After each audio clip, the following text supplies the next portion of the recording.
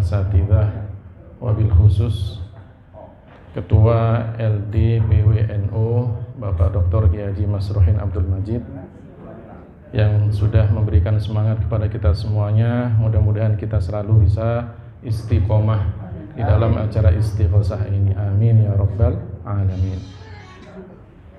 Pak Wakil Ketua Pak Hamdan Maulana, kemudian Bu Bendum, para kiai yang tidak saya sebutkan namanya, para bunyai, hadirin dan hadirat yang dimuliakan oleh Allah Subhanahu wa taala.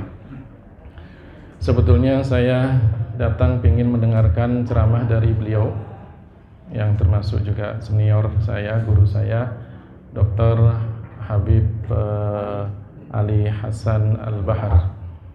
Kalau beliau menyampaikan tentang aswaja, ya Dr. Habib Ali Hasan Al-Bahar itu sangat luar biasa.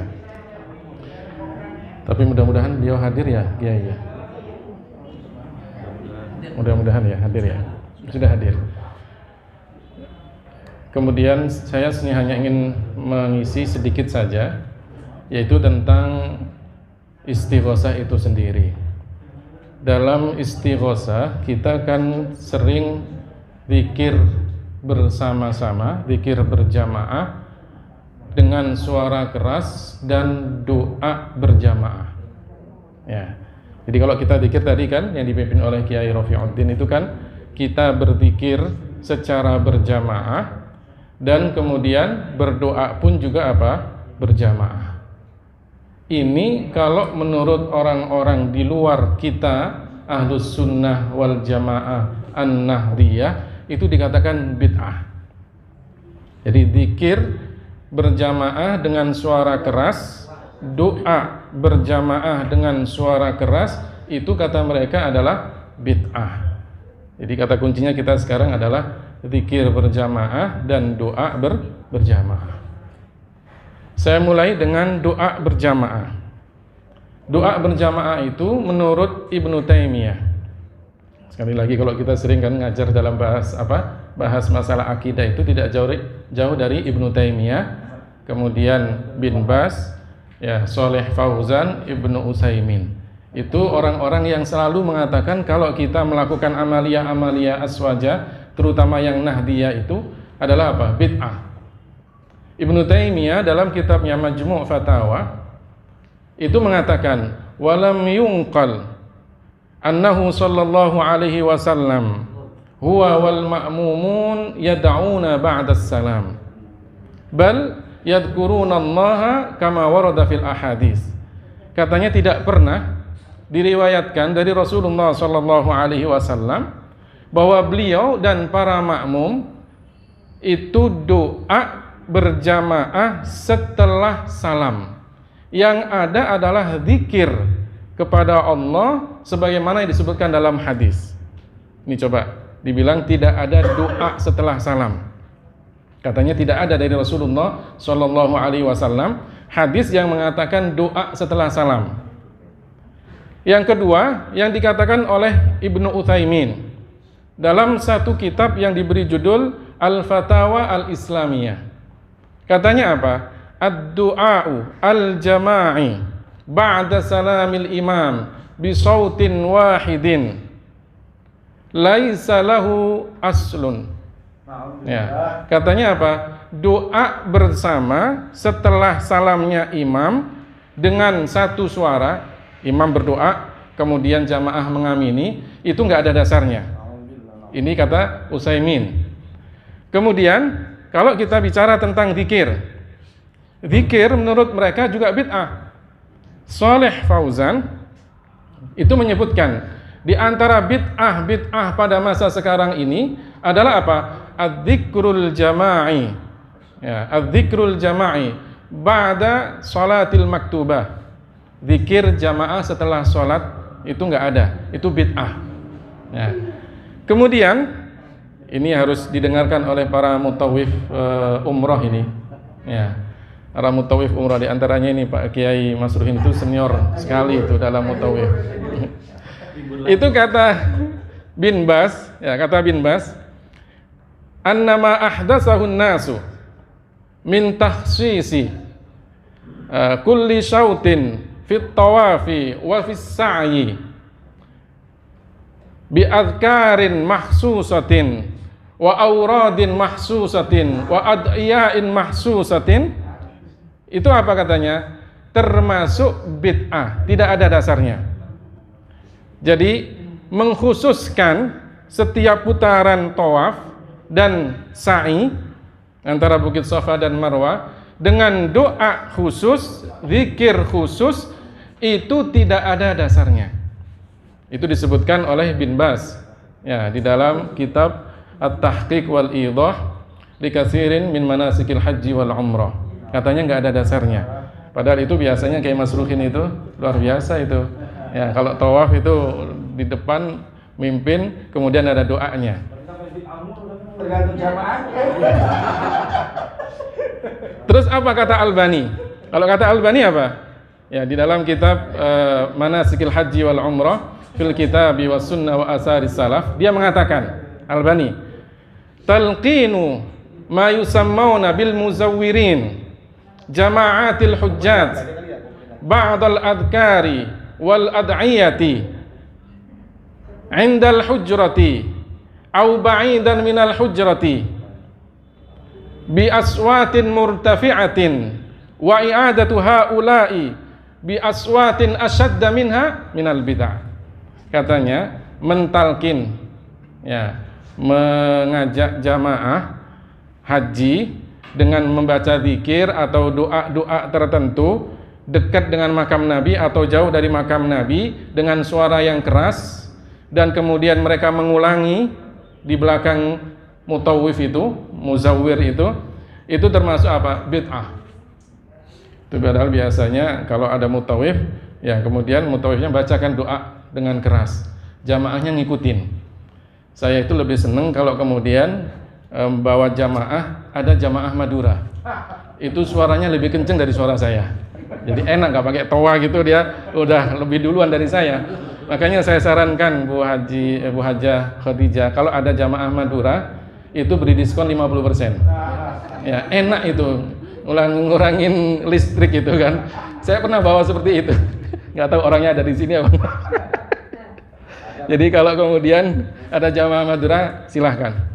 Saya juga nawarkan kepada yang hadir di sini, boleh nanti umroh bareng saya gratis. Ya, nanti itunya apa? Penanggung jawabnya Bu Khadijah.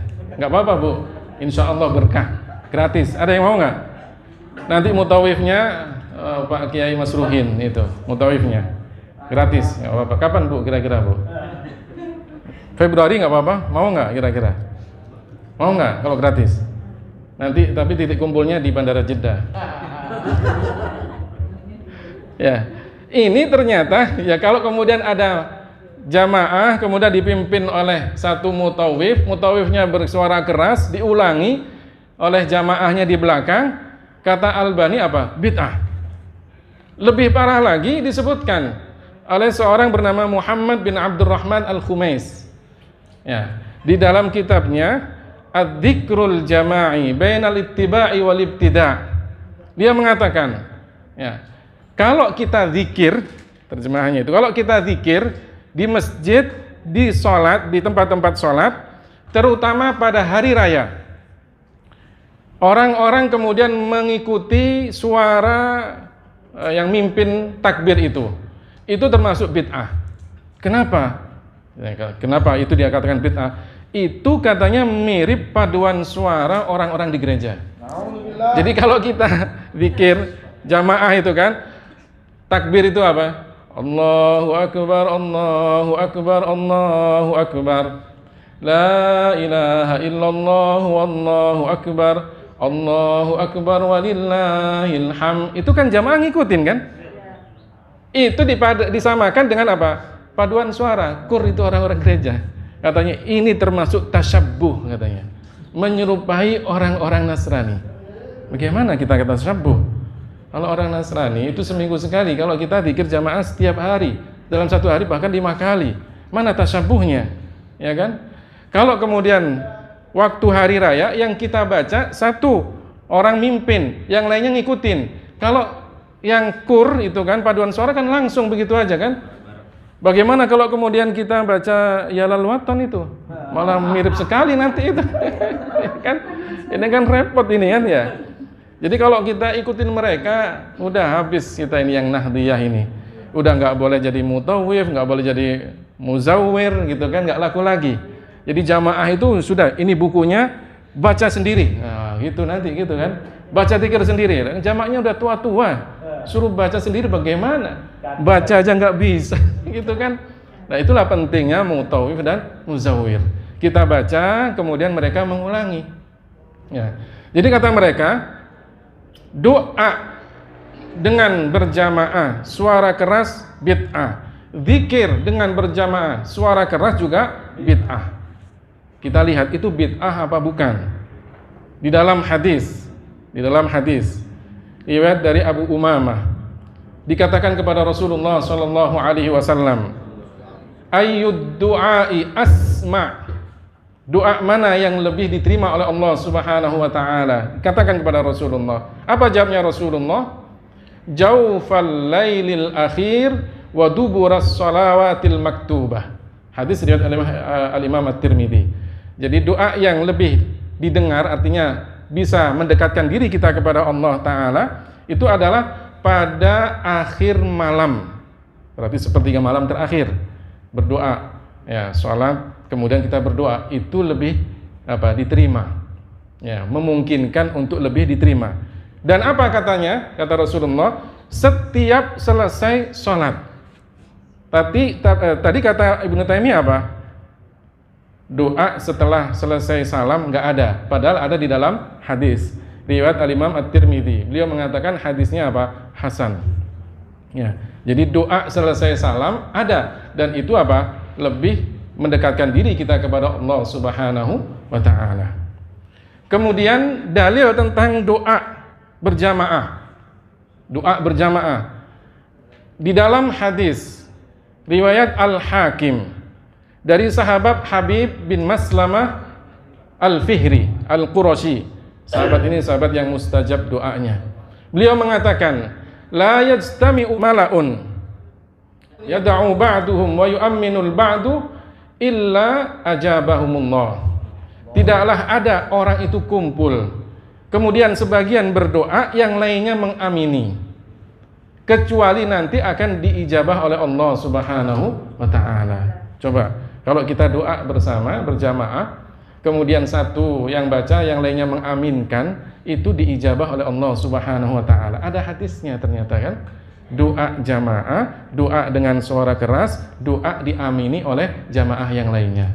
Berarti apa yang diklaim bahwa itu adalah bid'ah tidak benar. Paham ini tentang doa ya? Kemudian yang kedua tentang zikir. Zikir dengan suara keras. Bahkan tentang zikir ini hadis-hadisnya lebih sahih daripada yang tentang doa. Riwayat Al-Imam Al-Bukhari.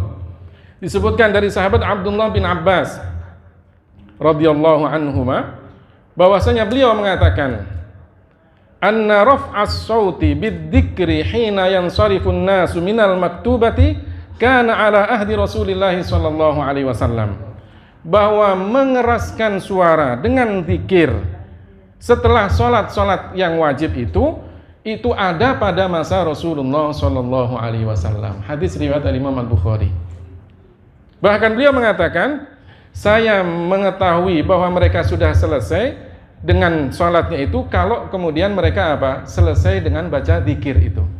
Berarti zikir dengan keras itu sudah dilakukan oleh Rasulullah Shallallahu Alaihi Wasallam, bukan bid'ah. Hadisnya riwayat Al-Imam Al-Bukhari.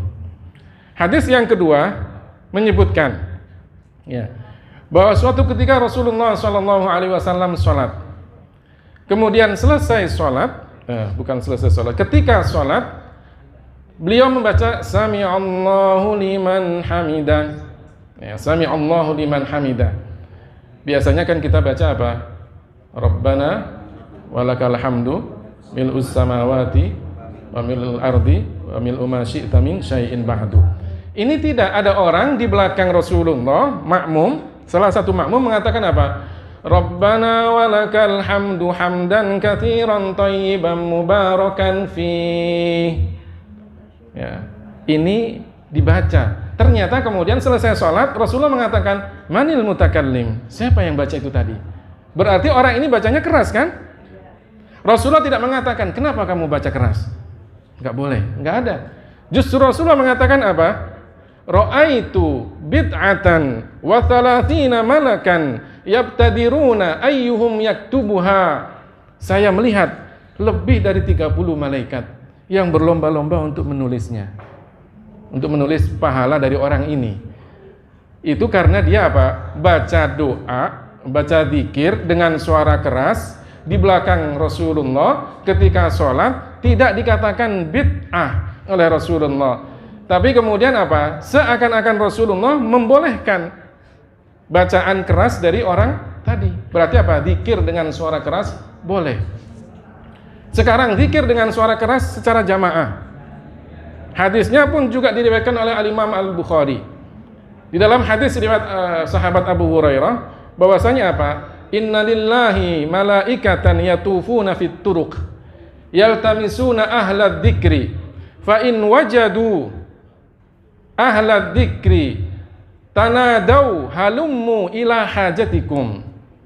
Sesungguhnya ada malaikat-malaikat yang terus berkeliling ya, dan kemudian mencari orang-orang yang berzikir.